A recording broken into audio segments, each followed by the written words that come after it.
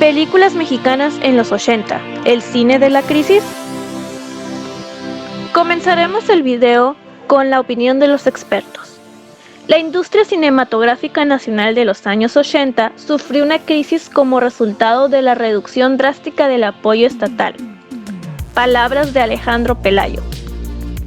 A través del análisis de diversas películas como Lo que importa es vivir, de 1987, de Luis Alcoriza, El Apando, de 1976, de Felipe Casals, y Misterio, de 1980, de Marcela Fernández Violante, Thornton demuestra que estudiar el cine mexicano de los 80 no necesariamente implica especializarse en los kitsch. Estas películas no pueden ser categorizadas como churros y tampoco son cine contracultural. Se trata de cine reconocido por las instituciones como valioso o por lo menos de buen gusto. De acuerdo con Thornton, el objetivo de recuperar esos títulos es perturbar la idea común de que en esta época en México no se hacía nada y cuestionar los modelos tajantes que se han usado para contar la historia del cine mexicano hasta ahora. En la historia del cine en México encontramos que durante 1980 se reduce la producción cinematográfica del gobierno y crece la privada.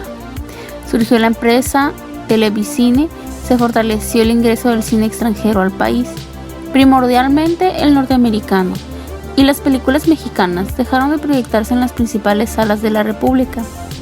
Al asumir la presidencia de México en 1982, Miguel de la Madrid Hurtado hereda un país sumido en la más profunda crisis económica y social. El gobierno mexicano se olvidó casi por completo del cine, una industria poco importante en tiempos de crisis. Si la producción cinematográfica mexicana no se extinguió en esos casos, fue debido al auge de la producción privada, plagada de ficheras y cómicos albureros, y por las escasas producciones interdependientes, que encontraron en el sistema cooperativo la forma de producir escasas muestras de cine de calidad. De 1982 a 1988, prácticamente todas las películas ganadoras del Ariel fueron vistas exclusivamente por los medios del jurado de la Academia. Escasas exhibiciones como Frida Naturaleza Viva en 1983, de Paul Leduc, o Los Motivos de la Luz 1985, de Felipe Casals, alcanzaron a ser exhibidas en cines comerciales. La exhibición del cine mexicano se tornó en torno a un problema muy grave. Por otro lado, la ley que obligaba a los exhibidores a destinar un 50% del tiempo de pantalla a las películas nacionales nunca se cumplió cabalmente. La mala calidad de los filmes mexicanos y el desinterés del público por verlos provocó que las escasas muestras de cine de calidad fueran exhibidas en salas de tercera categoría. Las décadas de 1980 y 1990 no fueron las más afortunadas para el cine mexicano, ni en términos de producción ni de calidad. Sin embargo, hubo un cineasta de talla descomunal, Arturo Ripstein, que mantuvo vivo el cine del autor mexicano y que en el periodo tras comenzar su colaboración con Paz Alicia García Diego, realizó gran parte de sus trabajos más destacados. Su influencia fue tan grande que se convirtió en la referencia de los cineastas más jóvenes que buscaban una carrera en el circuito de festivales y que en la actualidad siguen utilizando. Uno de los mejores filmes de terror que se han realizado en el país fue Veneno de Hadas, de Carlos Enrique, en 1984. Trataba de una niña llamada Verónica que convence a su amiga Flavia de que es una bruja y después de pedirle varias diligencias logra que le ayude a la preparación de un veneno para matar hadas. Lo que comienza como un juego motivado por la curiosidad provoca sucesos violentos y perturbadores. El manejo del punto de vista de la cámara es muy interesante, excepto por los dos momentos decisivos. No vemos el rostro de ningún adulto. La decisión de mantener el relato dentro de un mundo infantil vuelve especialmente inquietante el resultado. Rojo Amanecer, de Jorge Fons, en 1989. Al ocuparse de lo sucedido el 2 de octubre de 1968, La película rompió con la narrativa oficial del régimen priista y abrió la posibilidad de reflexionar sobre los puntos silenciados de la historia mexicana del siglo XX. Rojo Amanecer fue realizada con un presupuesto muy bajo, en un único espacio, el interior del departamento en el conjunto habitacional de Tlatelolco. Rojo Amanecer se vale de recursos sonoros y actuaciones estremecedoras para transmitir el terror vivido en esas horas. A través de la experiencia de estos personajes, este filme es una escenificación cruda e impactante de una herida que sigue latente en la memoria de los mexicanos. Los 80s, de la transición a los supertaquillazos de Hollywood. Sin duda, los años 80 fueron de transición. La televisión había conquistado ya definitivamente los hogares y junto con la aparición de los primeros aparatos de video, conquistaron el monopolio del ocio audiovisual, en detrimento de las salas de cine. Además, la televisión trajo un nuevo tipo de espectador muy joven, criado en la sala de estar, y que en ningún caso superaba los 25 años.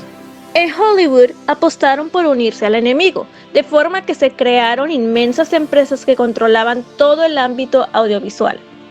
Por otro lado, con el propósito de atraer a las salas a esa díscola generación de espectadores, casi adolescentes, desde la década anterior la industria había tomado el camino de la espectacularidad corriente, que durante los 80 se incrementó aprovechando las crecientes posibilidades técnicas de sonido y postproducción digital. Una cosa llevó a la otra, y por el camino de la espectacularidad, Hollywood encontró la solución en la redefinición de los géneros clásicos, ya fulminados por su propio agotamiento en la década anterior.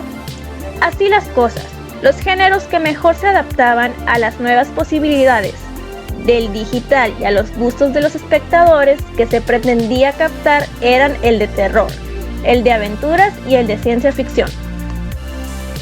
En los 80, viejos y jóvenes cineastas como Clint Eastwood, David Cronenberg, Steven Spielberg, James Cameron, Akira Kurosawa, Stanley Kubrick, Tim Burton, entre otros, mantuvieron durante esta década un altísimo nivel.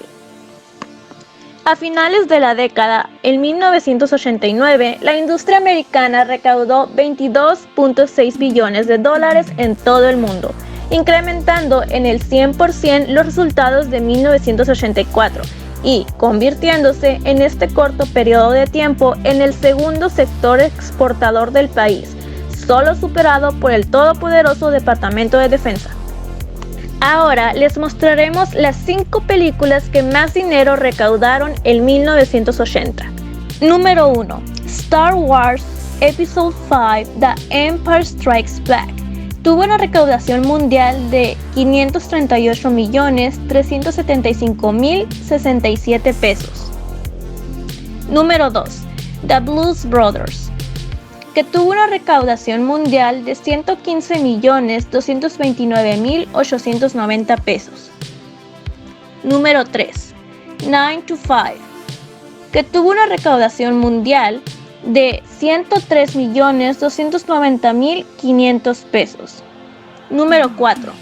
Stir Crazy, con una recaudación mundial de $101.300.000 pesos. Y número 5. Airplane, con una recaudación mundial de $83.453.539 pesos.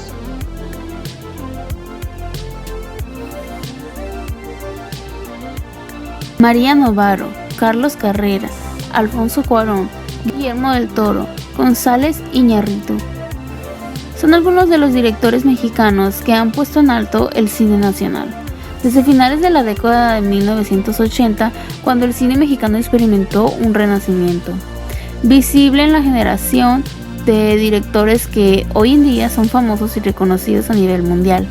En esas fechas, el cine nacional produjo películas audaces e innovadoras que redefinieron la industria. Hicieron que las miradas se pusieran en los artistas y en directores que han emprendido un camino enorme.